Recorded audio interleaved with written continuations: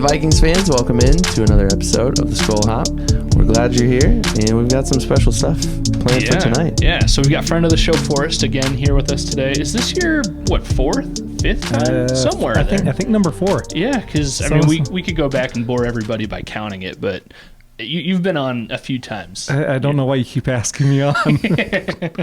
Well, we love having you on, but specifically you're on today because of the three of us, you're the one that could be considered a draft expert, right? I want to say expert. Football. I just know the college game more. So I follow it. Maybe I'm doing you a disservice by saying the word expert. I'm definitely no expert. But you definitely know college way more. Famously, you hyped me up last year about the Jordan Addison pick because I didn't know him at all. And you were like, oh, yeah, that's a really good pick. And so that's why you're here today. Also, we like you, and you're our friend, and we know you like beer.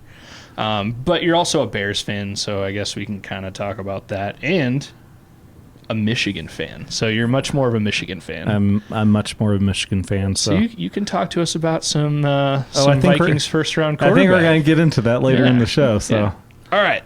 So before we get to anything else, I think we got a little ad read going on. Yeah, I can do that. All right. So quick shout out to Big Top Ventures for sponsoring today's episode. They can get you the lowest rate possible on several all-inclusive resorts in Mexico or Jamaica. Big Top Ventures. Step right up to your next big adventure. You can send them an email. We'll put that email down below here.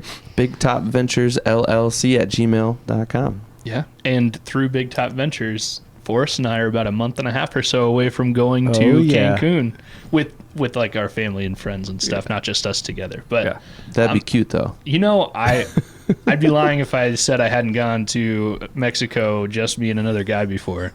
But that's a story for another time and a few more beers. But so thank you, Big Top Ventures. But today we're switching it up a little bit with our beer stuff. Obviously, we're always an Iowa brewed beer only podcast. But usually we talk about it. We say today's beer is such and such. We crack it open. We get our first taste and we throw that quick little impression on TikTok. Today, I've seen some TikTok videos and I wanted to try something new. So I brought the beer tonight and I know what it is, where it's from. But if you're watching the video, you can tell I have wrapped our cans in tinfoil. Pretty good job, if I do say so myself. I'd say so, yeah. So Forrest and Evan cannot tell what our beers are. And we're going to do a little bit of guessing game. I want you guys to open it up. We're all going to taste it and try it. And I want you guys to try and see if you can figure out what this beer is. So let's crack these open. Do we get any hints? Or? So I will give some information. Okay. This is a brewery we have tried before on the show. And I don't believe we have tried... No, we absolutely haven't tried this beer before.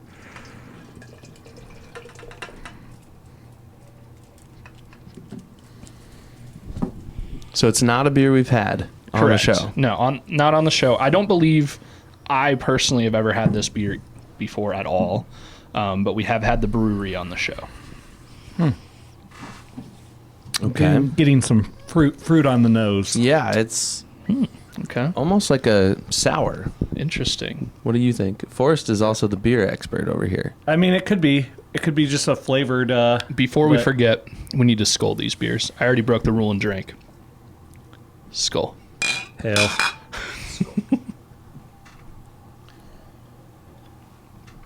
All right.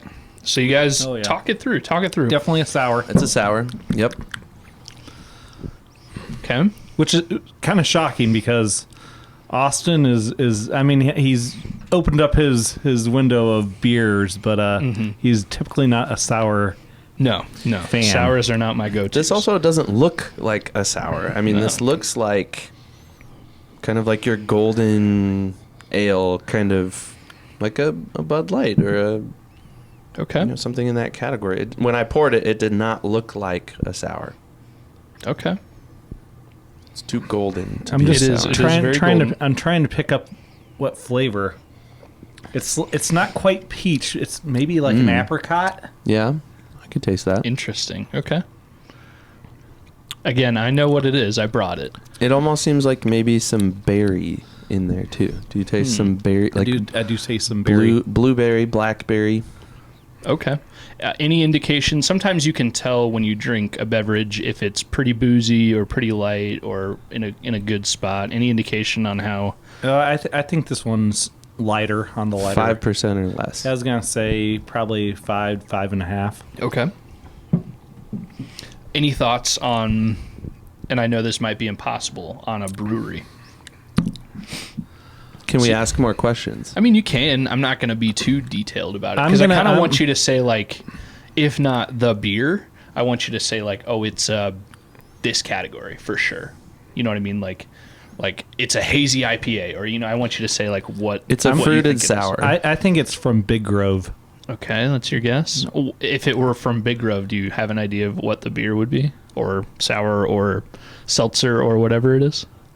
I'm thinking. I'm trying to rack my brain on the different sours that they make. Okay, but I'm going with Big Grove on this one. Okay, I don't know why. Just I mean, I like it a lot, and they pump out some really good beer. So okay.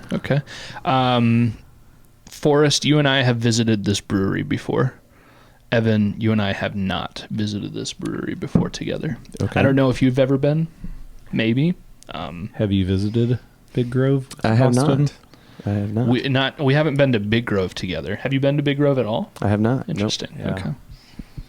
Well, I'm not saying yes or no to Big Grove. I'll be pretty non-committal on anything. I'm going to stick with Big Grove. Is the brewery over or under 60 miles away from our current location? I honestly don't know. You should be able to say over under. I would say under. Under what? It's under 60 miles away from our current location. Oh, it's definitely in Big Grove. That would be my guess. But I honestly could be wrong on that. I don't want to steer you too far away. But that could give you a hint that it's over not. Under 10. It's definitely over 10. Okay. Over 10 for sure. Yeah. I'm with Forrest. I'm going to go with Big Grove. I will say, Forrest, you and I have visited this with our entire families not horribly long ago. Oh. Ooh. So this is Great Revivalist. I mean, maybe. Out of Clinton, Iowa, then. Mm-hmm. Interesting. So that definitely would be under. Would it be under 60? Well, if it were Great Revivalist, would that be under? That would have to be the. All right. Knowing that we visited a brewery with our families. Okay. That's the only one that comes to mind. Okay. Because you're talking kids and everything. Our entire families, yeah. Well, like immediate families. Okay. I don't know if. Okay, yeah. I'm trying to think of. Because I'm not as familiar with Great Revivalist. We went there once, and now they're just finally starting to distribute their stuff out to. Well, maybe not get too Hy-Vees. caught on the actual location. Maybe focus again more on the beer. So, did you guys both say what you thought it was? I said fruited sour. Okay. Yeah, it's definitely a fruited sour. Can you figure out the fruit? It's a definitive fruit. You said apricot. I said maybe some berry. Yeah, it's. I'm now getting a little more berry, like you said, as it's. It's also not something crazy like as it's warmed up a little bit. It's a single fruit. It's a single fruit. It's not going to say anything like 10 styles of mixed berry or anything like that. It's going to be a single fruit. I just went to the store tonight and got my wife a sour that had like 4 things. Interesting. Okay. No, this one is pretty straight to the point. Is it like a cherry, maybe? I don't get cherry. No? Cherry's for me, it's a pretty strong flavor. Like I can pick cherry out from other things pretty quickly. This one's a little harder to nail down. Is it good? Mm-hmm. Oh, I'm enjoying it. Yeah. I'm surprised by how much I like it. I'm kind of disappointed that I can't pick up the specific fruit. Well, I can confirm. Great Revivalist. Okay. All right. So thank you, Great Revivalist, for... Well, I mean, I purchased it, but thank you for brewing this amazing, delicious sour that I'm surprised that I like. Because it's a sour, and I'm not a sour guy. Have we named the specific fruit yet? It may have been mentioned briefly. Okay. Quickly. I mean, you said like a berry. I wouldn't go wrong. I mean, it could be like definitely like a blackberry. Blackberry? The fruit was very quickly named and very quickly just thrown off. So is it more of a peach apricot? That seems to be a little more stronger than a berry to me. So I think Yeah. it's one of those two. Okay. I'm going to go back to my original. My nose at first was picking up more of a peachy apricot Okay. flavor. All right, Forrest and Evan, go ahead and unwrap your beers. Because you're right there. And I didn't think about where we would put the tinfoil. The peach ring. So what? Yeah. The nose, people. I will say, the nose is a better guide than your tongue a lot of the time. There you go. You overthought it just a smidge there, I did. Forrest. So, Because it smelled like a peach, but it didn't taste like that normal peach flavor. yep. So this one, let me get the exact name before I read it off. It is the Great Revivalist Brewing Peach Wrangler Sour Ale. Yippee-ki-yay, motherforker. This is what it says. That's awesome. That reminds It's me very of- good. Yeah. I like this one a lot. I'm surprised. I knew it wouldn't be bad, but as we've said many times, I'm not a sour guy. So- Apparently, maybe I am. I don't So know. what was getting me was, so I picked up that peach smell right away, but then when I tasted it, I wasn't getting that, and it reminded me. I know we wouldn't have because it's not an Iowa beer, but the Leinenkugel's Juicy Peach, and I was trying to associate that, and then when I tasted it, just wasn't that peach flavor Yep. that I was expecting. So So, Forrest and Evan, have either of you had this one before? I have To your not. knowledge? Nope. Okay. And before tonight, I don't believe I had either. Have either of you had Busch Light peach? yes, I have, yes. It's pretty good, actually. It's pretty. However- it's nothing compared to this. It's a totally different It's from very from, different. 10 times out of 10, I'm grabbing this over a Busch Light Peach. Yes. If Busch Light peach is there, I would have one. Sure, it's not bad, but this one's way better. I would concur, but it's a totally different style. Sure, yeah. Yes, this is yeah. a sour. It's got that more vinegary bite to it, but yeah. But every not once in a near while. as vinegary as what was the one that we had before that was very tart. I don't know. But yes, Was it the one my wife got us? that could be. The raspberry. Here, I have our beer list Yeah. right here. It was not terribly long ago. It's amazing though what the mind does Oh, to you, yeah. because now that I know for sure it is peach, I'm tasting it like Yeah. Oh yeah. on my palate. So the first video on TikTok I saw, that there's a guy that this is a lot of his content on TikTok, and it does well. Is people send him beers and he will do this same thing. They're wrapped in tinfoil. He'll open it up. He'll kind of describe what he's tasting, and then at the end, he like specifically says, "Okay, I think it's this." In the first video I saw of him doing it, he went on this long rant. And he's like, "Oh, this tastes like a cider. It's like a light flavor cider, a hint of fruit. It's actually quite nice. Not too crazy." He opened it up, and I'm pretty sure it was like a Miller Lite. Okay, that makes me feel a little bit better then. So, and even he was laughing at himself, like, "I can't believe I overthought that." Yeah. But yeah, that made me want to do this. Maybe we'll do this again from time to time. Yeah, for sure. Blueberry graham smacker There it is. Okay. was the one I think that's the one we were saying was. from that was Green Tree. Yeah, we had that not terribly long ago. And definitely that was still a good beer in its own right, but on the spectrum of sours, it had more of that acidic kind of truly definitive sour taste to it, for sure. whereas this is a little bit calmer. It's a little less This is a intense. nice tartness, nice amount of peach flavor, but it's not one that it doesn't taste like you're drinking a Warhead. Right, yes. It's nice. It's refreshing. Yeah, So for is sure. this a time where I tell you I'm allergic to peaches? Oh no! Call 911. I feel like I would have known that about you. You probably do. You got your EpiPen? Yeah, right. no kidding. That'd be great content right here. But yeah, great Revivalist, great sour. I like it a lot. Peach Wrangler, Well, thanks. for sure. Appreciate it. Skol. Skol. Hell. And as of now, since JJ McCarthy is a Viking, I will take every time you say hail as a de facto Skol. And that's fine. You do whatever it takes. Yep. Every time JJ throws a touchdown, which hopefully is a lot, I'm going to text you and say Skol. And you'll know what happened, even if you're not watching the Vikings game. I think I would have known that even before JJ, though. Yeah, probably. So should we recap the draft quickly? Yeah, Talk about the Vikings draft, the Bears draft. Yeah. Maybe we could each give our own grades for each team respectively. Sure. Like A, B, C, D, F grades for each team. Yeah, I can get on board with that. We also need Like to it. recap our bets that we made against each other last week. We didn't, there was nothing of substance was wagered True. between the two of us. But they were the same bets that Forrest and I That's had right. made, and substance was wagered. I did pay up on that, right? You did. Yeah.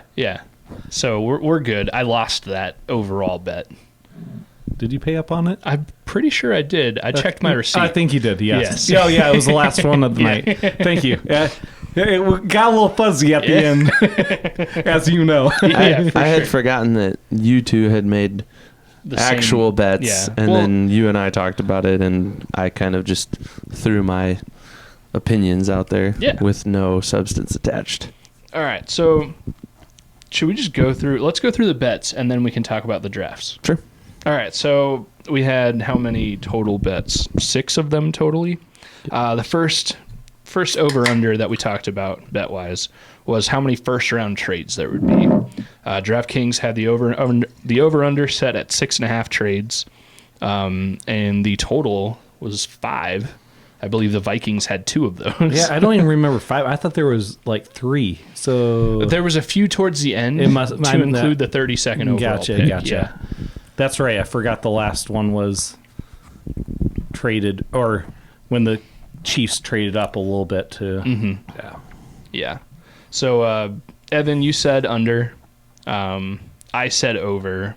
You got the under. And I felt like, man, 7 bets or 7 trades. We're talking trades, not bets. 7 trades just seems like a lot. With Oh, it absolutely would've 32 picks in the first round. Mm-hmm. Like So- a fourth of the picks almost Yeah. would have been traded. So I felt pretty good about taking the under on that one. Yeah. And Forrest, you also bet I had the under. Yep. So I lost that one to you in our. So what Forrest and I did, we took all of these bets together. Whoever won more of them won the bet, and we wagered a beer. So I think we had 3 of the same. And yeah, and there then was at least 2 or 3 that we threw out the window right away. It Right. came down to a couple bets. It did. Next one was the first non-quarterback selected. I think everybody in the history of the world could have gotten this one right. Even if you've only watched SportsCenter once, 10 years ago, you would have known. Oh yeah, this year it's going to be Marvin Harrison Jr. I mean, there was a small outside chance it was going to be Malik Neighbors, but yeah, maybe, but yeah, the overwhelming guess was yeah, and I don't remember what DraftKings had the odds at him. It was probably something like minus 2,000 or something like that. He was the overwhelming favorite to be the first non-quarterback. You would have made 5 cents on a $50 bet. It would have been ridiculous. Yep. So that's the one. That's one of them that we all said. Marvin Harrison Jr. He went 4th to the Cardinals. So there you go. Next one was the total Big Ten players selected in the first round. DraftKings had an over/under set at 5.5. Evan. Took the under again. Yep. Forrest, I believe you also took the under. Yeah, I had an under on pretty much, I think, everything. So. Yep. And I took the over. I like the over for some reason. There were 4. So You're not actually putting money on bets like this, are you? no, I didn't place any actual DraftKings wagers on any of this. The most I bet was a beer with Forrest, which I lost. So All right. Well, that's not too bad. yeah. Next up, we had the total wide receivers in the first round. DraftKings had the over/under set at 6.5. Everybody, I believe, took the under. All 3 of us thought it would be less than 6.5. We were all wrong. There were 7. Yep. That's crazy. That is crazy. There were more wide receivers taken than quarterbacks, and there were a ton of quarterbacks taken. So And I think that that just illustrates where the NFL is currently and where the highest levels of college football are. Mm-hmm. It's offense heavy. Oh, yeah. And for me, the surprising thing was, Keen Coleman was in the second round. I mean, with 7, I would have definitely guessed him. I thought he was like top 5 wide receiver, but yeah, he was the first pick in the second round. So yeah. That's crazy. Yeah, that's a lot of one position players to be picked in a round of 32. To have 7 of any specific position, that's a lot. But yeah, we all took the under and the over hit, so we were all wrong on that. Next up, J.J. McCarthy, his draft position. And this is where we kind of confused ourselves a little bit again before we started recording. So the DraftKings had the over-under on his draft position at 5.5. So either pick 5th or 6th, somewhere in there. Evan, I believe last week, did we both take we the took over? The over, meaning we thought he would be drafted 5 or better.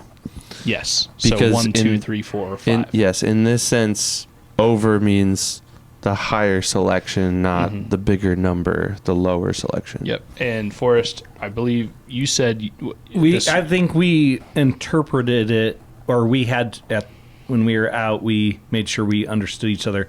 I took the under, and I was under the other assumption that under meant it's going to be the lower draft number. So 1, 2, 3, 4, 5. He was going to be in the top 5 picks. So, and I totally get your guys' rationale. I was thinking from a total number perspective. Yeah. Yes. So regardless of how we define over/under in this particular instance, we're all wrong because he fell. Yeah. And I wouldn't even say he fell. It's not an accurate depiction of what happened. He just didn't get picked until 10. Yeah. I mean, he kind of fell. I also think a couple of things happened. Some dominoes didn't fall his way for him to be picked that early. Which we can talk about that we'll next talk segment. about it, but basically teams weren't willing to trade up to potentially get him. I mean, so. Yeah. I think just Malik Neighbors, Marvin Harrison Jr., Joe Alt, the Falcons in general, all of those things. We'll get into that. All of those things factored into JJ not being picked until the 10th pick. And you could argue he could have been there at 11, but again, we'll push that conversation back a little bit too. But either way, like you said, Ev, we were all incorrect in thinking he would be a higher quality, a higher value pick than 5.5. He went 10. And last but not least, since we're in the state of Iowa, we had another specific Iowa player pick, the draft position of Cooper DeJean, the Iowa cornerback, and his over-under was 22.5. And Evan, you said over, meaning better than 23 or 22. Yes. And I said the under, meaning worse than 22. So that was kind of confusing. Yeah, I was with Evan, though. I thought he was going to go a little bit before the 22. So. Yeah, so either way, you both said first round for sure, and I just said after the 22nd or 23rd pick. What pick did the Packers have in the first round? I can't remember. Oh, I don't remember. In the 20, was it like 25? I want to say 25. It was later in the first round. I can't remember exactly, but I thought for sure, this bet aside, he was a Packer. I mean, I think a lot of Packers fans were pretty excited about that idea as well. Yeah, I mean, he just seems like a player that would fit in that organization really well. They needed a quarterback. I think they ended up getting one. But cornerback, yeah. Cornerback, yeah. But yeah, I was surprised. I was surprised that he fell as far as he did to pick number 40. To the Eagles, which kind of stinks because... Yeah. Ugh. The Eagles. Slightly better than the Packers, but not by much. Yeah. So technically, I was correct in that, although if the over-under had been 40, I would have definitely said he would have been drafted earlier than 40. But, yeah, it was just over-under. So, yeah, there's the bets that we took. Forrest and I had a side bet, too. Another one on the total number of Michigan players that would get drafted. I guess we did. The number was 13. Forrest was confident enough to make the bet, and I did not think that at all. I still kind of can't believe there were 13 Michigan players drafted. You know, honestly, I would have took the bet at 14. I'm glad I didn't. Wow. Because I thought 14 was the number. I thought it was. So. That's crazy. Yeah. How much does winning a national championship play into that? I mean, do teams just pay more attention to players? Absolutely. You look at, I think Washington was third with 10 guys leaving. Texas had the second most, I think, with 11. And then Alabama always has guys. So four playoff teams, we're in the top 4 for draft picks. So yeah, I think just the better the team is, there's going to be at least one highlight player. I mean, for Michigan, there were quite a few, but you can say the more NFL teams that were looking at J.J. McCarthy, you're also going to notice other players on the field just by focusing on J.J. McCarthy. Maybe only turn the tape on for that one guy, but other guys are going to flash. So you're going to see, even in later rounds, some of those obscure guys that wouldn't have gotten a look if not for their quarterback being a top 10 prospect. Yeah, it definitely doesn't hurt your chances with the amount of eyes looking at you on primetime TV. And Well, a few weeks ago when we had Dustin Baker on, one of the questions I asked him was, all right, of the highly touted quarterbacks the Vikings might get, who of their teammates do you think the Vikings would draft as well? Because the Vikings seem to like to draft teammates. And I was thinking Blake Corum, who ultimately, where did he go? He went to the Rams. Oh, yeah, with Kieran Williams. I was thinking Corum would have looked really good in purple too, but Vikings didn't end up having a ton of draft picks. But again, we can talk about that in a little bit. But yeah, the bets, I feel good about them. I ended up losing 2 beers and a little bit of pride, and that's okay. I can live with that. You should have seen this guy sweat it out, though, until they announced the pick for the Vikings in the first round. Man. Well, so I guess we can dive in a little bit. I genuinely thought for the Vikings, they would trade the farm and acquire the 3rd overall pick from the Patriots and get probably Drake May, but either Drake May or J.J. McCarthy. I genuinely thought that would happen. And then once Twitter started buzzing and some news started breaking that, hey, the Patriots, they're not going to trade. It's like, what happens now? There's a sweat now. And, they didn't trade with the Patriots. Evan's pulling up our text conversation because Evan was in a different spot.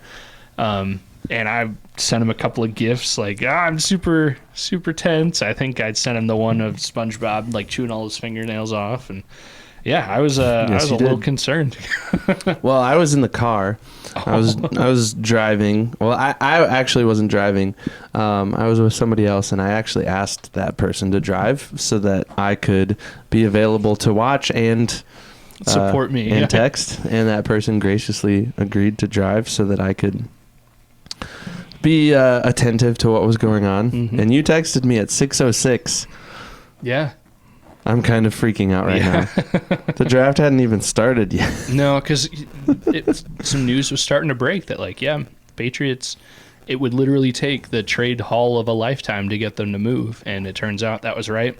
Apparently, the Vikings did offer 11, 23, the 2025 first, and I've heard something like other pick swaps in future years. So the Vikings sounds like they were all in on trying to get number 3, and the Patriots just decided no, they were going to stick and pick Drake May. And now I hope Drake May sucks. I don't think he will, but now I hope he will. But yeah, that was nerve-wracking. That was kind of interesting, though, because we spent a lot of time talking with each other, and we spent a lot of time talking with Dustin Baker about how that was the most logical path forward for the Vikings. The Patriots, I said many times, the Patriots are the most logical trade partner. They'll get up to 3. They're going to package the 11 and the 23 and maybe another pick later on in 2025. They're going to get up to that 3rd spot. They're going to take Drake May. And it's just, we're going to ride off into the sunset, and it's going to be what it is. And that's not what happened. Yeah. And looking back now, even before any of these rookies start playing games, before we know how good or bad any of these guys are, the way things unfolded, I much prefer what actually happened than what could have happened. Right now, they were able to get J.J. McCarthy, a top 10 pick, obviously one of the top 6 quarterbacks in the draft, again, before anybody's played any games, and one of the top 2 or 3 best defensive players in the entire draft, all while keeping next year's first-round pick. I don't think you could ask for anything more as a Vikings fan. I think that turned out just about as well as you could hope at all. I mean, from my perspective, yeah. I mean, I think you did really well, obviously, with the JJ for not having to give up as much as originally anticipated. I mean, I think, you may give up a little bit more for the Alabama guy, but yeah, but I mean, I don't think it's a bad. I don't think it was a bad move. Yeah, I think they ultimately ended up, as far as capital and everything goes, they ended up giving more to jump up and get Dallas Turner than they gave to get J.J. McCarthy. However, the reason they were able to give up all that stuff to get Dallas Turner is because they didn't have to give up all that stuff for J.J. McCarthy. Absolutely. They still had it in their hands. So in that sense, they both JJ and Dallas Turner kind of cost what they cost together. Because, I mean, if you get up to the 3rd overall pick, I don't know, the Falcons take Dallas Turner like they should have at 8. You're giving too much credit to the Falcons there. But yeah, I mean, I really see that as like a whole package deal, that since you didn't have to sell the farm to move up 1 pick for JJ, that meant you were able to move up. Yeah, I think they definitely were more aggressive knowing that they had... Mm-hmm. I'm assuming you saw it. I don't know if you saw it or not, but there's that video floating around on Twitter of Kevin O'Connell's reaction to getting Dallas Turner. Kwesi comes in. He's like, Turner, we're getting him. And Kevin O'Connell's, he's kind of like leaned back in his chair, and he just goes, it's the most like, it's like what my face probably looked like when I was a kid and my parents brought in the PlayStation 2.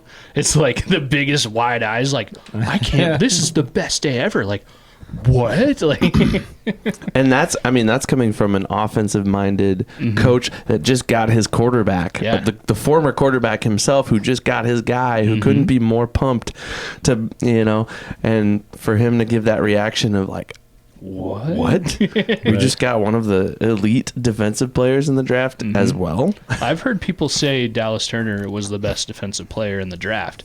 I don't know about that, because who was the defensive tackle that went, 9th overall? It can't be 9th because that was the Penix. No, Penix was 8 to the Falcons. Oh, I thought that was number 9. No, he was 8. Oh. There's I guess we would be causing dead air right now. Evan's looking it up, I think. I'll look it up. But yeah, I mean, either way, Dallas Turner was overwhelmingly... You're talking about number 7. I might be. Overwhelmingly regarded... You're talking about J.C. Latham. No, he was an offensive tackle. Yeah. Oh, okay. Then I don't know who you're talking about. Laiatu Latu from UCLA? Because or Byron Murphy? Byron Murphy, that's the name I was that was thinking. throwing me because it was like... The Bears were number 9, so it's like, oh, you're right. And then it was like, yeah, okay, yep, you're right. So I have it wrong, but either way, Dallas Turner, one of the best defensive players in the draft, and the Vikings got him at 17, which is wild. Right. Let's talk for a minute about Michael Penix going to the Falcons, because you and I were texting back and forth, and as soon as it happened, you texted me, what? Yeah. In all caps. I couldn't believe it. Question mark, exclamation point, question mark, exclamation point. That was a consensus from the whole NFL nation. Yeah. And it was the news of the day the next day, too. It's still the talk of the draft right now. Yeah. And it's not a good talk. It's a laughing point. I don't understand. And yes, how many times do we say it, Ev? We're just a couple of dudes in your basement recording a podcast, drinking beer. I'm not an expert on all of this, but I can't understand how they thought that was a good idea. Like, unless you get into like conspiracy theories where, like, I've heard the Falcons owner, Arthur Blank, he was the one that wanted to sign Kirk, and he was going to sign Kirk no matter what, and maybe the GM and coach wanted to go a different way. Again, that's conspiracy theory. Nothing's confirmed on that, but like, you give Kirk a guaranteed $100 million for 2 years, but a total contract of $180 million for 4 years. And then you spend a top 10 pick on a quarterback who isn't, it's not like it was JJ, who's 21 years old. This dude's injury prone and 24. So, I mean, I will say, I think Michael Penix can be a really good quarterback. Sure. I just don't think he was worthy of the number 8 spot. The Falcons could have traded back. Like, they absolutely. probably could have goaded the Vikings into trading up to number 8. Like, Michael Penix, I think on most boards, I think the line bet was 32 on him, or 32 and a half. So they didn't know if he was going to make the first round. yeah. And to go number 8. After, like, you didn't, that wasn't your number one need. When you have the 8th overall pick, you've got some needs, and you need to fulfill those needs. And quarterback right now, unless they know something about Kirk that nobody else knows, like he's not healing well or whatever, which, I mean, he was throwing on a tennis court just a few weeks ago and, like, apparently went through some medical stuff before it was even legal for him to go even so, you go out and get, a rental for, a half season or such. Yeah, and then you feel like I've They heard a lot honestly, obviously, with that, they believe that he was the 4th best quarterback in the draft. Yeah, because at the time they had Penix, JJ, and Bo Nix all available of the top quarterback guys. I'm sure there was another tier that we've never heard of because it stops at Bo Nix. But yeah, they had all 3 of those guys. I said a handful of weeks ago, if the Vikings get to like the 3rd or 2nd pick and they have a handful of those guys available and they still pick JJ, then JJ was 100% their guy. The Falcons had all 3 available, and they went with Penix, on top of making what I'll just say a terrible decision in drafting a quarterback 8th overall anyways. And I come back to this Moneyball quote that I reference all the time. It's one of my favorite movies, and it's Billy Bean is talking to his head scout, and he's saying, I've sat in those living rooms, and you tell those parents, when it comes to your son, I know. And then he looks at him and says, you don't. You don't. Yep. And, we sit here, we're just a couple of dudes. You mentioned it a few minutes ago.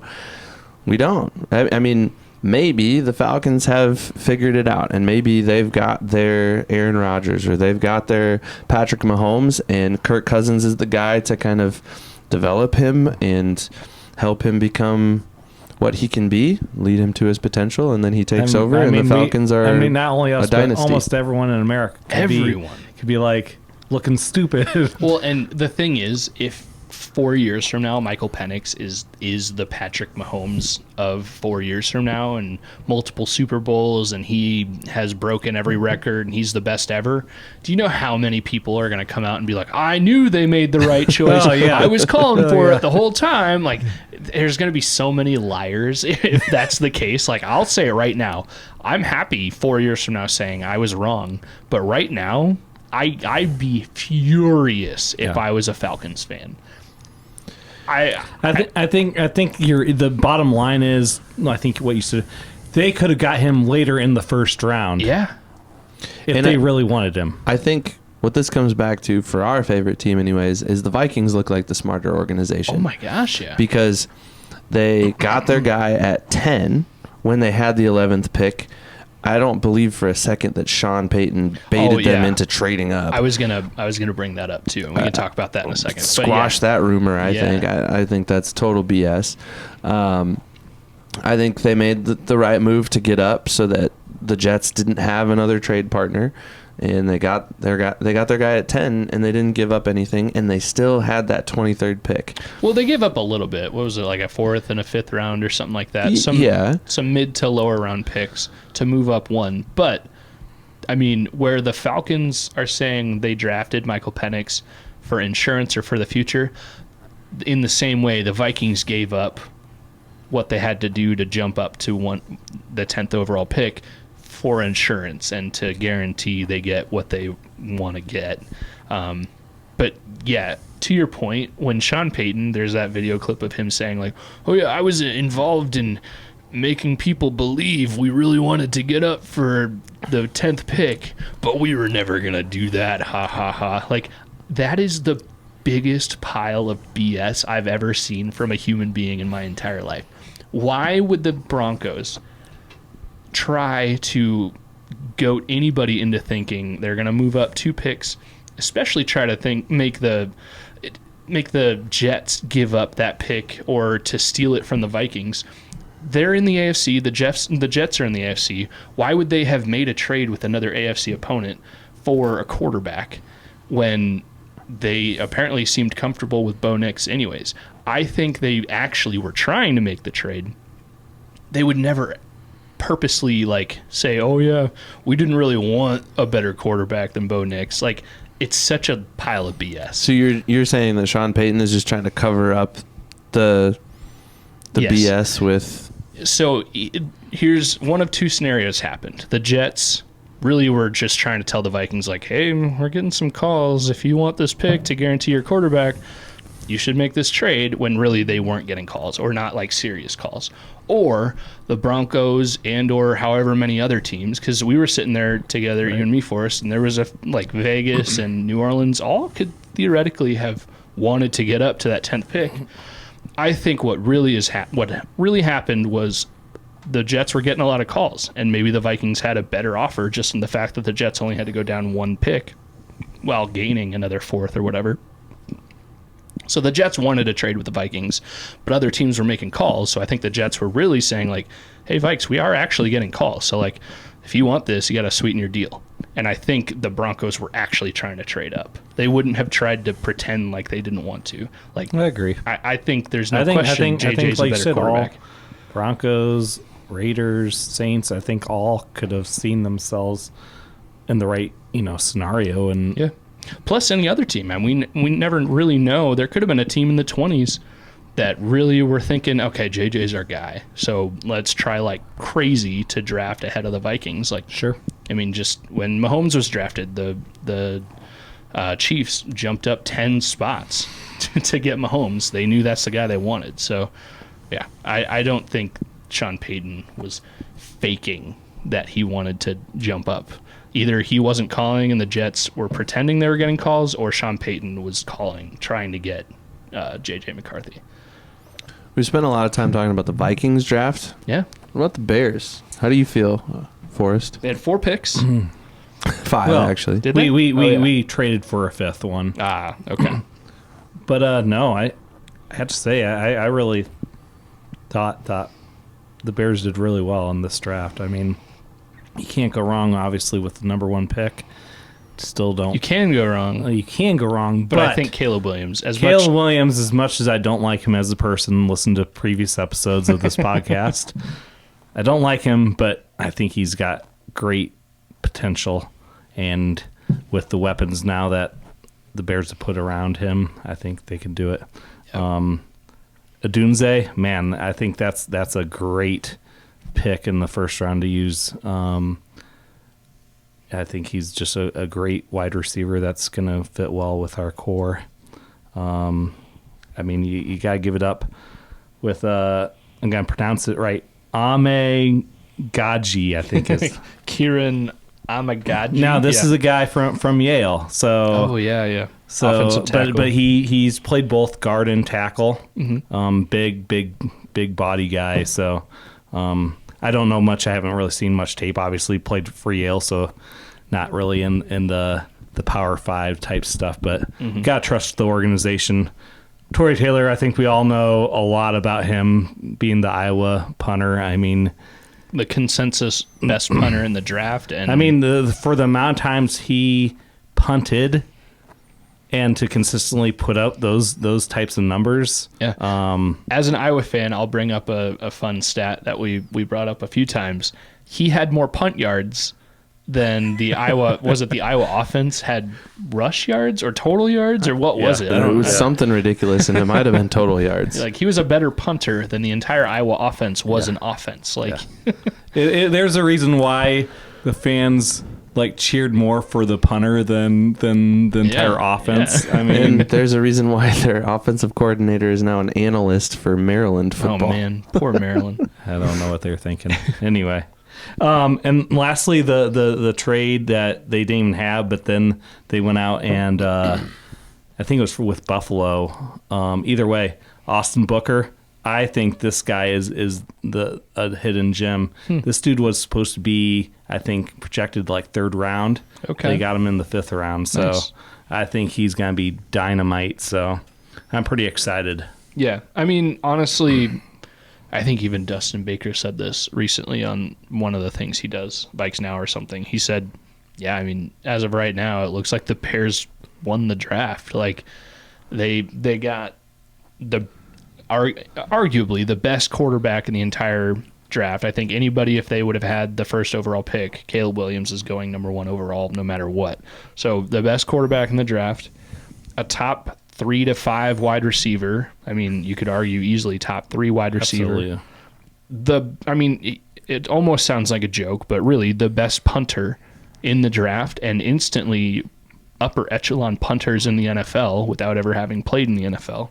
And then some really good depth guys. I mean, the Bears, and they didn't have to give up a ton. They really didn't. I mean, people don't look at it, but I mean, they've given up a lot of their draft picks. That's why they didn't have a lot to get the pieces through trades and everything. Montez Sweat, I mean, that's the big name that they gave up some picks for, and but that's a huge piece of the puzzle. So yeah, it's being honest, it's hard to say the Bears. You can't say the Bears had a bad draft.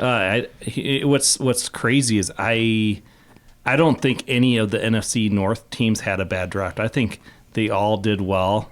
I think it's going to be a tough division this next season. I hope so, because it always that is. means the Vikings have gotten better. So the Vikings had a handful of other picks, not that they're less than the other picks, but maybe got a little less fanfare than the other picks. So cornerback Kyrie Jackson, tackle Walter Rouse, kicker Will Reichard, center Michael Juergens, and defensive tackle Levi Drake Rodriguez. Yeah. So Dallas Turner from Alabama, he was on Paul Allen's radio show today. We're recording on Monday after the draft. And PA asked Dallas Turner about his fellow Alabama teammate, now Viking teammate, Will Reichard.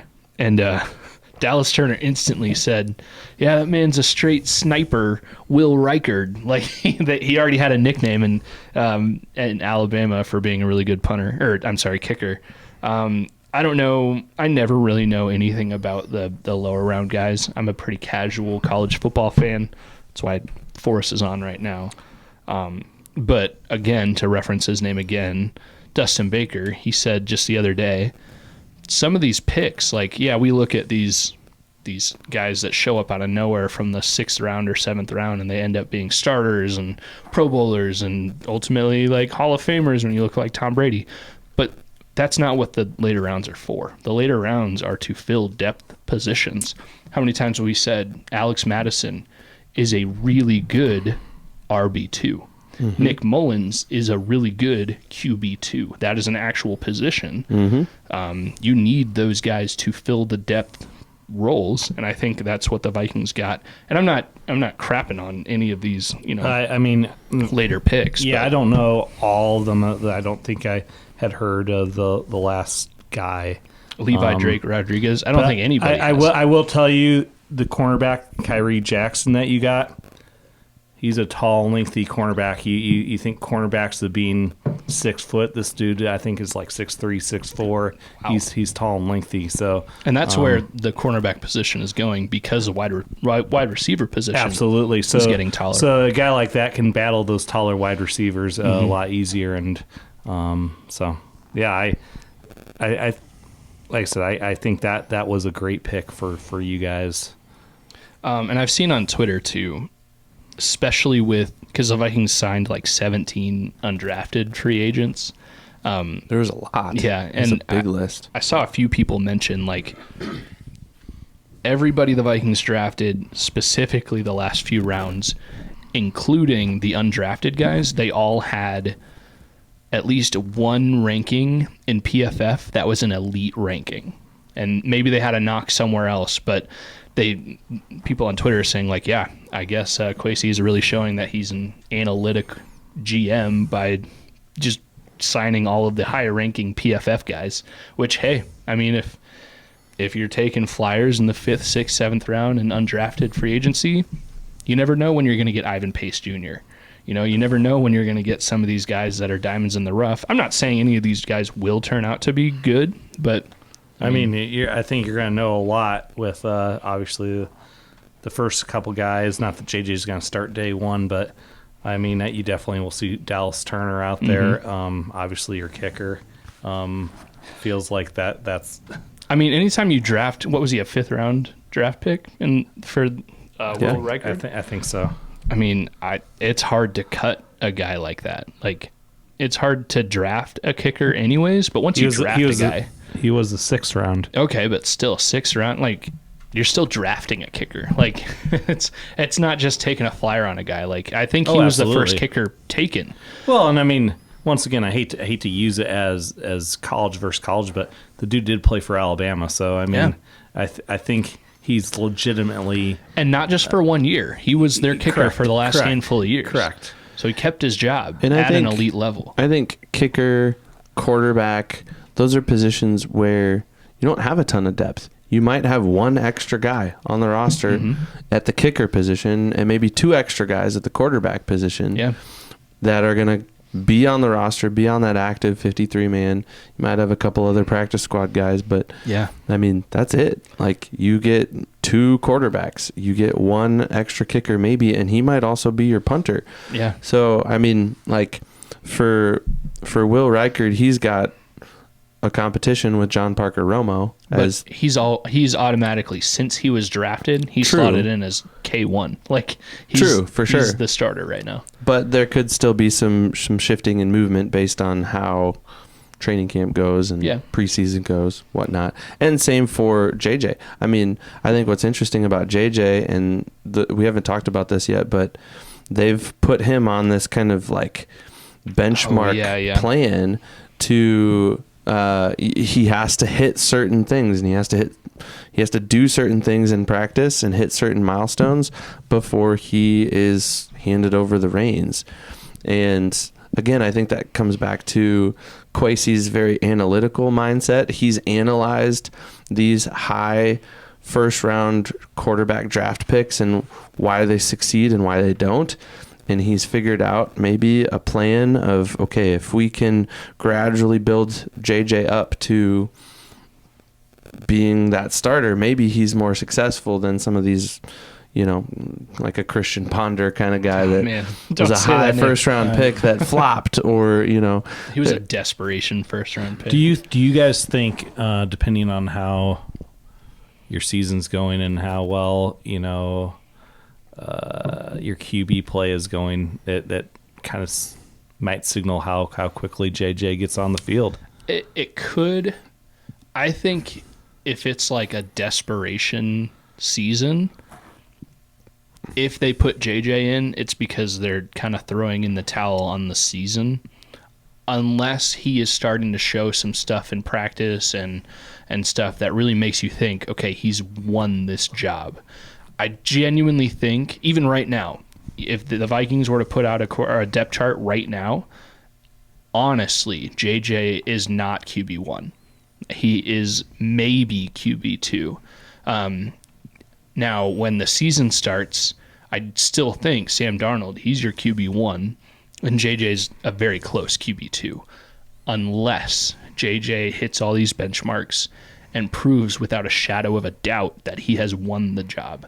I really hope the Vikings are smart with this, because we are looking at a Viking season that might be another 7-win season. But with a rookie quarterback and a young and up-and-coming team, you can kind of stomach that a little bit if you see flashes. If Dallas Turner gets 15 sacks, which would be, that's a crazy amount. If he gets 8 to 10 sacks, like, that's really nice. If JJ gets in on some garbage time, or even starts the last few games of the season, assuming it's a bad season, and shows some flashes, that's really nice. Ivan Pace, if he takes another step up. JJ, if they get his contract signed and he just keeps dominating, we're going to see flashes, and we're going to root for individual things. I don't expect this to be a high win season for the Vikings. I think something I would maybe push back on, and I don't know that I've held this opinion until now, and I don't think I would have held this opinion until all of this is developed. But I think we might see JJ sooner than we expect. And I think that might be largely because of how successful these younger quarterbacks have been as of late. I mean, you look at Joe Burrow, you look at Tua, you look at Patrick Mahomes is getting older now. He's kind of in that older echelon of players, but he's still relatively young. Mm-hmm. But even Mahomes, he sat his whole first season. He did. CJ Stroud, though, to your point, Stroud is another one. Stroud's a great example. He's already right there. So I don't know. You look at these recent examples of quarterbacks who have been put. Even Mahomes didn't sit as long as Aaron Rodgers sat. Yeah. Didn't sit as long as Jordan Love sat. Right. Yeah. They were thrust into that starting position earlier than historically is thought to be the right amount of time. Yeah. Right. And I can say this as a coach because we do this with our track athletes all the time. Sometimes we'll put younger kids into a race just because they don't know any better. Yeah. And they're just going to true. go, they're just going to go out and they're going to give 100%. And sometimes there's a difference between putting a freshman in a race and a senior in a race because the seniors are smarter and they've been around for a while and they know how things work, and they may not perform the way that you want them to because they're so up here. I can see that. And you put the freshmen out there and they do it. And sometimes you get more success that way. Not all the time, but sometimes. And I wonder if both just kind of the current landscape of quarterbacks in the NFL and that just young and dumb mentality of, well, JJ's fresh out of college. He won a national championship. He's a really good quarterback. We'll just put him out there and see what happens. And I don't think the Vikings have a lot to lose that way. No. Because it's not like they paid Sam Darnold a fortune. I mean, they paid him enough to be a quote unquote bridge quarterback. Yep. And not anything more. Yeah. And I'm okay with that. Yep. I am too, and I think the Vikings are poised to be a good team in a few years. Yeah. Oh yeah. And I think you look at historically those young quarterbacks, they struggle for a year or two. It's a different game. They throw a lot of picks. They get sacked a lot and fumble. But once they figure out the game, they can be really effective. Yeah. And so I don't know. I think the learning curve will be short for JJ. I don't think it's going to be a whole season or 2 seasons. I think we see him sooner rather than later. Yeah. That's my prediction. And you hear JJ talk, and he's not just a good looking kid. He's not just, got a big arm. He's an intelligent kid, and he has a big arm. And he's had success everywhere, which I don't think you can understate that he's had success everywhere. Yeah, it's a team sport, but he plays the most important position in the team sport, which I think is why he was drafted, is because he shows good physical ability and he's had success everywhere, most notably the national championship with Michigan. I guess all I'm saying is I hope the Vikings do this right, and whether it's game 1 or game 10 or the last couple of games of the year, I hope they don't put JJ in as the starter until he wins the job, not just when Sam Darnold throws 3 picks. I think this year, and maybe we disagree a little bit on this, and that's okay. I just think this year you kind of know what you're getting into. Now, if they get to 5-0, and then Sam Darnold starts throwing picks, and you're like, oh, we actually have a decent team, and JJ's almost there, then, every situation's a little bit different. Interesting. But I just think you ride with Darnold, and you let him be QB1 with the best team he's been on as the starter in his entire career, and you preserve and protect JJ at all costs. If Darnold throws 3 picks in the season opener, well, you never let a guy throw 4 picks.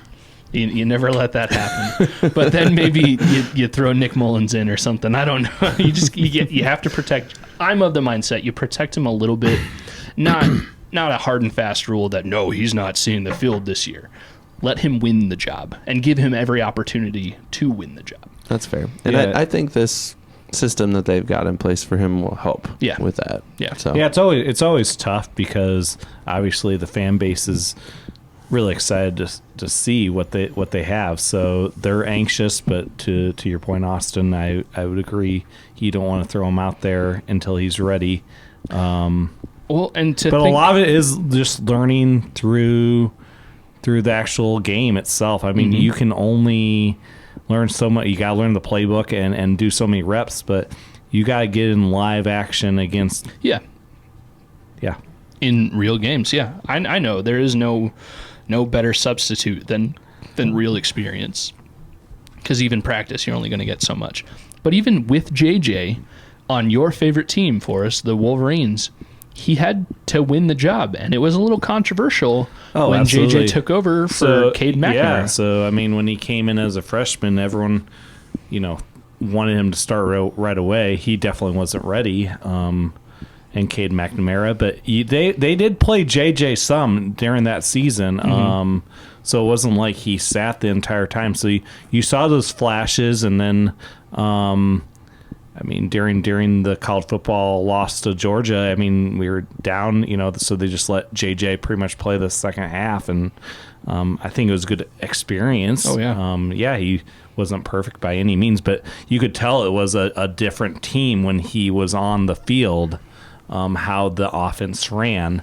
And then, his sophomore year, he won the starting job, and that's why McNamara, he got injured a few games in, and then obviously transferred, because he knew he had lost, which is fine. Totally okay with that. But so I mean, JJ, from my standpoint, you get Cade McNamara, who won the first Big Ten championship for Michigan in however long, led him to the first college football playoff that Michigan ever been in, and then the next year, JJ's the starter. So that speaks volumes. That, I mean. Yeah, so this isn't the first time JJ in a big spot has had to earn his spot. I just hope. Oh, he loves the competition. Yeah. He, so I fully expect him to grind it, and I would not be shocked if I'd give it probably game 5, game 6 that you see JJ, and if that's when he wins the job, awesome. And if he wins the job in the second week of training camp, awesome. If he doesn't win the job till the end of the season, as long as the coaches are saying that, then I'm comfortable with it. And I just hope the fact that he was the 10th overall pick doesn't make the coaches believe he's already won the job. I don't think that is, but I hope that's not the case. So let's kind of wrap this up here with some letter grades here. Let's each give a letter grade for each team, the Vikings and the Bears. We'll start with Forrest, and we'll work our way this way. All right. Letter grade for the Vikings, letter grade for the Bears in the draft. What would you say? If I'm being very, try to be a neutral party. I really you don't have to appease us. No, yeah. No, but I'm trying to look at it as a whole, not only even with you guys, I mean, but as a draft as a whole. I think the Bears did do one of the better jobs in the draft, just with what they had to go with. I give them definitely an A. I would say for the Vikings, definitely for the first round, you guys got an A for what value you got out of it. But overall, I'd give you a B for the overall draft. I think you did get some good value. We'll see how it turns out. All right, I'm gonna go A- for the Bears.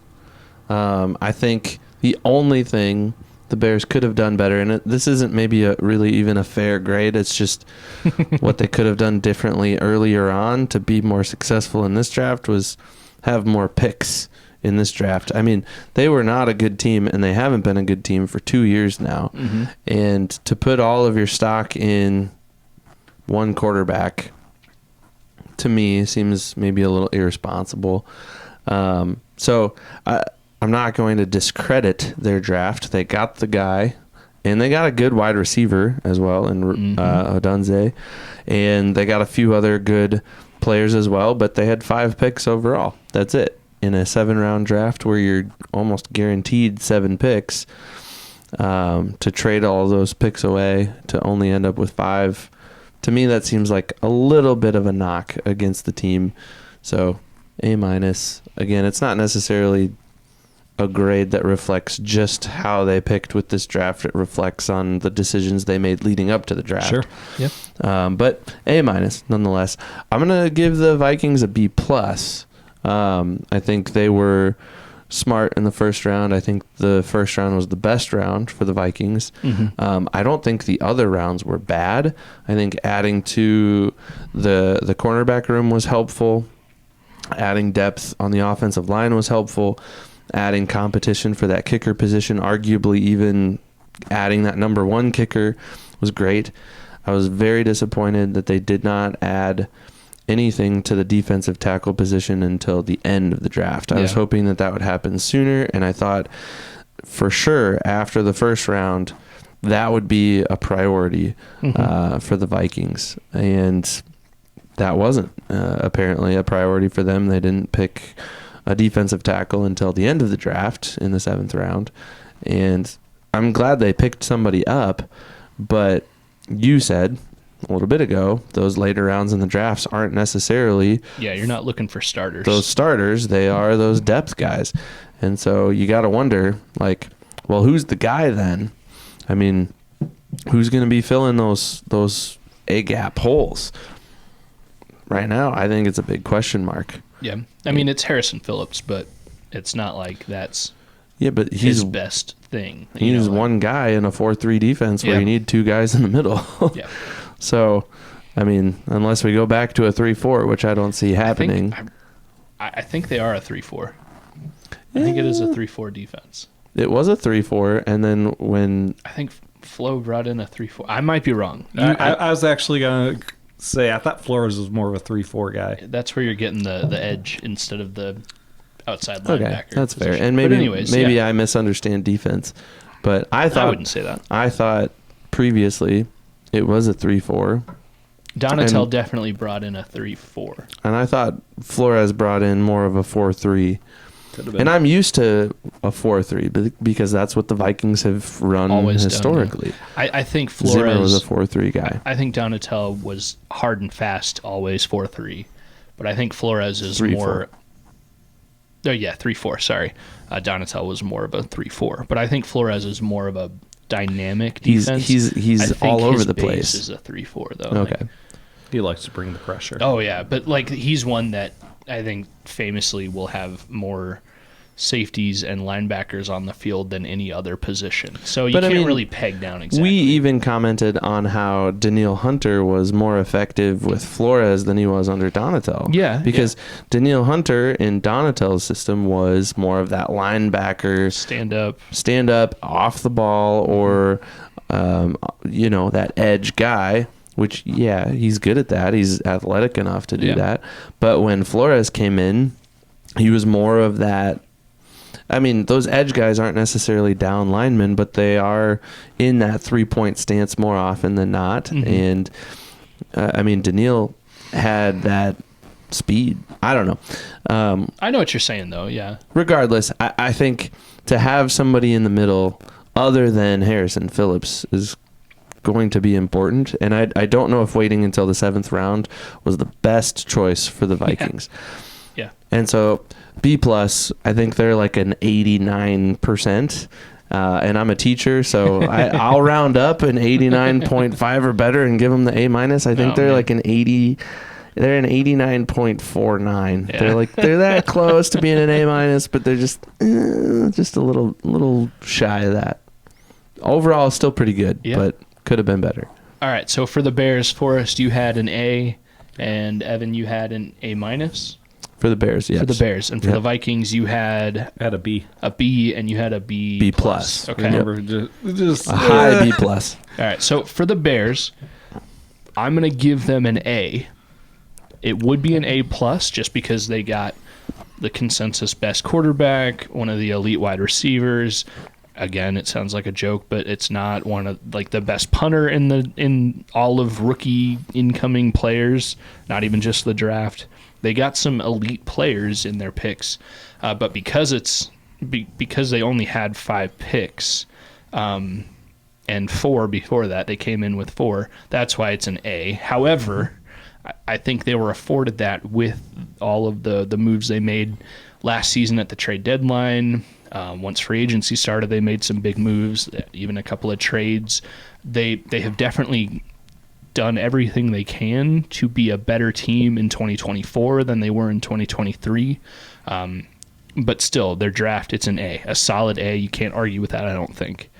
The Vikings, I'm going to say a B-. They made some moves, some very good moves in the first round, and did everything they could to preserve their first round in 2025 next year, which is awesome. However, in getting JJ and Dallas Turner, they essentially traded away, you could argue, an entire draft between a couple of second-round picks, a couple of thirds, and a handful of late-round picks. Between 2024's draft and 2025's draft, all of those picks and all the trades they made, they kind of gave up an entire draft. However, that's all worth it if JJ turns out to even be good, and if Dallas Turner turns out to even be a good starter. If those two things happen, totally worth it. Give away a draft every other year if you get two solid Pro Bowl level starters. Like, nobody's complaining about that, at least not during the season. They might in April, but whatever. Sure. But because they had to give up a lot, and they're rookies, they're unknowns, I don't expect it, but JJ could turn out to suck. Like, he could turn out to just see ghosts. That bad mouthing. Again, I don't expect it. I'm a fan. I've said many times I would have been happy with Drake May or JJ McCarthy. And they got one of them and didn't have to mortgage their entire future, just a little bit of next year, and a little bit of this year. But because they gave up so much on some unknown rookies, it's a B- for me, which is still a good grade. I got a lot of B-. I'm okay. Yeah. That's fair. That's fair. So A for the Bears, B- for the Vikes for me. So overall, we're saying pretty good drafts for both of them. Yeah, I think both teams had a pretty good draft. I think they're smart with, especially, I mean, you hope a team's smart with their first round, but I mean, I think both the Bears and Vikings were given the luxury to have two first round picks, so that definitely helps. Never hurts to have another first round pick. And nobody would have expected the Vikings to actually make two selections in the first round. Very true. Very true. Neither of us expected it. I fully expected them to have to package their next 3 or 4 first-round picks to get up to number 3 or number 4 or number 5, however much it would have taken. And they didn't have to do that. So I'm happy. So let's give a letter grade to this beer here. We remind our audience quickly what we've been drinking. We've had the Great Revivalist Peach Wrangler, which is a sour ale with peaches. If you didn't join us at the beginning, maybe rewind, go back to the beginning, and we had the cans wrapped in tinfoil. Austin so artfully concealed the identity of the beer and had Forrest and I guess what we were drinking, and it took us a little bit. You kind of nailed it to begin with. Like, True. Forrest immediately said Forrest. peach, and then you immediately said it's a fruited sour. Yep. And then you kind of talked yourself into other ideas a little bit. But initially, you kind of nailed it. And it would have been totally unfair to expect you to get the brewery right away. And not to get us off topic, but have you ever done the Skittle test where you blindfolded and try to taste what flavor? I have done that. This is kind of the same thing. You get an idea, and then all of a sudden, I don't know what happens with your taste buds. Your mind starts like playing tricks on you. I mean, you don't know what's behind the curtain, so you're trying to think. You're trying to think what else it could be. So, anyways, now that we've nearly finished a few each, what do you think? Letter grade on the beer? Oh man! And be honest. I'm gonna give it a solid A-, and only because of me and not the beer. And I'm being unfair. I'm not a sour guy, but I like it. It's not an offensive flavor. It's not like too vinegary or too puckery. You nailed it with your first, maybe even before you tasted it. You smelled the peachiness. It was a smell. And then my palate failed me. I'm not a fruity candy guy, but one fruity candy I do like are those peach rings. the like gummy peach rings. Yeah. Peach might be the flavor of sours for me. That might be it. So A- in the absolute best way possible for me. I'm going to give it 2 different grades. Ooh.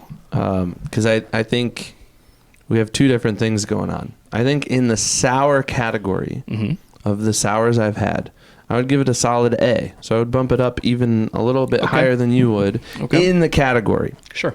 Because I typically don't gravitate towards sours either. They're not my favorite in terms of beer, but this one's pretty good. And I agree with you. I like peach. I mentioned Busch Light and the peach Busch Light earlier. It's a good beer. Yeah. I like it. It's not what I grab every time, but especially spring and summer, looking for something fruitier, it's not a bad choice. Oh yeah. And so to have a sour with this peach flavor and to be on the milder side of the sours, we mentioned, it's not in your face, it's not intense, it's not super sour, it's not like drinking a Warhead where your lips are like inside out because your lips are so puckered up. This is a good sour. I like it. I will give it an A. On just a full spectrum of all the beers I've had in my life, I'm gonna go with a solid B. Okay. On this one, because I don't gravitate towards sours. I can't get behind the vinegary flavor. Sure. Okay. I can have a few, but it's not something that I will like readily reach for at the store.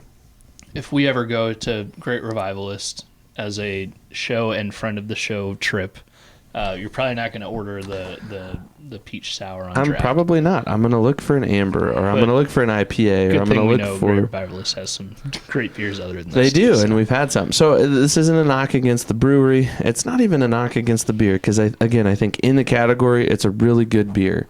But just because I don't like sours, they're not my top preference. A solid B. Sure. Okay. Solid B. I like it. Now I'm probably going to be the negative Nancy here. Oh no. It's all right. No. I honestly, I think the beer is fine. As I've drank through it all, I am a sour guy. I like sours. I've had a lot of sours. I think for me, it falls a little too light for a flavor profile. Okay. The sourness is there, and I think they got that down. But I would really like to get a little more fruit flavor. Okay. I've had, fruited sours where you pour it in and it's thick, and you really get that fruit flavor where I feel like it's like a imitation flavoring in my mind. Okay. So I'm not knocking it to a point. I do enjoy the beer as a whole, so I'll give it a B minus. Okay. But from a category of a sour, I'm on the opposite. I'd probably, from a sour perspective, I'm probably gonna give it probably like a C plus, just because I think there are much better fruited sours out there. Okay. From my perspective. So you would tend to go towards those ones that kind of taste like a Warhead, or well, no, I really need to. I will say go, and I'm once again, I'm not trying to knock brewery for brewery. I like Great Revivalist fine. I've had a lot of their beers when we were out in Clinton. I think their beer is good. I think they maybe are not as seasoned to make a good fruited sour. So my recommendation would be to try Big Grove's fruited sours and try to taste the difference. I think Big Grove has just, I'd say, more seasons to perfect that. Sure. And you probably will taste a difference. What I'm trying to say is you'll get more of that fruit flavor depending on what you get. So okay. Yeah. Well, as someone who I've had the Bud Light Peach and enjoyed it, it's nice, it's refreshing. If you gave me the choice of this or the Bud Light Peach, I'm going to thoroughly enjoy drinking many of these, or a responsible amount of these. This is light and refreshing, and I think in the same way that you're kind of knocking it as a sour, I think the light and refreshingness is kind of shielding my non-sour loving person in making me really that's like the beauty of it is it can hit on those types of spectrums for a gateway type sour where you're not fully into it. Yeah. This would be a better one for those people that are just now really getting into the sours. I would definitely recommend this for that. Like if this one were any more in your face with the peachy or the soury, if it were any puckerier, if I just made up a word, I don't know if I'd like it so much. So Gotcha. I think we're both saying the same things. It's just our personal preference. Absolutely, and that's the beauty of beer is, and that's why I love all the different varieties of it. There's a beer for everybody. Absolutely. That is true. That is true. Well, you could give us a letter grade too. Those of you listening, you can be honest with us. You can tell us. I'm gonna get an F. Hopefully we don't Bears get an fan F. on a Vikings podcast. What are you doing here, man? But we would love for you to interact with us. Tell us. I mean, we'll be satisfied with like D+, C- work. I mean, just love to know if anybody's listening. So that would make us happy to know what we would get in terms of a letter grade, and if people are out there listening to us, that would just fill our bucket a little bit. Yeah. And you can literally give us a grade by giving us a review on any Apple or Spotify or anywhere you're listening to us. I think YouTube. Can you review on YouTube? You can definitely like each video, you can just hit the thumbs up button. And I don't know if you can do that on our channel or not. I don't know. We should probably know that. I'm sure you can. We should probably know that as content creators on the internet, but we'll research that. We'll get back to you on that. But either way, you can find us pretty much anywhere. Yeah, just Google us. We have a website. We have every social media. Yep. Come find us. We're out there. Yep. And hopefully you like us. Yeah. Check us out and share us with your friends. If you know a Vikings fan out there, just hit the share button. Share this with them. Or if you know somebody that really likes beer, maybe they're not a Vikings fan, but they like beer. You don't have to be a Vikings fan. Yeah, that's true. Forrest listens to more episodes than he doesn't, and that makes me feel good. Yeah, it makes me feel good too. I love you guys. Oh, we love you too, man. Even though you're a Bears fan. It's been fun. I liked this mystery beer game. Having this tinfoil wrapped beer was fun. We'll definitely have to do that again. Oh yeah, we'll do this a lot more. And the beer was actually pretty good, so thank you for bringing that. And thank you to Great Revivalist for making a good beer, a tolerable sour that I can actually put down on my own. In the best way, I would call it a tolerable sour for people that don't love sours. All in love and all in good faith. So thanks for that, and thanks for Forrest for joining us and talking again. The draft, and hopefully this Michigan kid turns out to be something good for the Vikings. Like I said, I am going to be rooting hard for JJ and rooting that your defense really sucks. Well, Dallas Turner is going to have something to say about that. So won't be hard to root against him. He's an Alabama guy. So. All right. Well, and hey, maybe the Vikings' current defensive coordinator will be the Bears' next head coach or whatever. Because you know that head coach, he's not. Eberflus is not long for the Bears, probably. Never know. Never know. A fun little fact that I just realized this week while we were kind of preparing for this episode, we're closing in on a year. Yeah, we are. So that's kind of exciting. Our Twitter account is over a year old, but I don't know when our first episode was. I'm pretty sure came out in May. Okay. So our first Skol Hop episode. Yeah, the first official released episode that we put out to the public came out nearly a year ago. It's April 29th as of the recording of this episode. So next week, we're going to be celebrating 1 year. And tapping our beer. Which we will have some footage of as well. I'm excited. On at least YouTube, perhaps other places. Yeah. But for sure YouTube. So check us out there. We're excited about this beer that we created, and we're excited to share Forrest that. made the recipe. Yes. You guys we all created it. We're excited to just tap it and enjoy it. The three of us and our families. And share with others. Yeah. And some friends will be there as well. So I hope we have enough. Yeah. That'll be fun. It'll be a good night. And we'll definitely have some footage of that, along with footage of the brew process and the episode where we tried it for the first time and all of that. We'll put all that together, put that out as kind of a special release in addition to our weekly episodes. But yeah, can't wait. Something to look forward to. And yeah. All right, boys. It was a good episode. Thanks for coming on, Forrest. Open door anytime. Thank you. Till next time. Skol. Skol.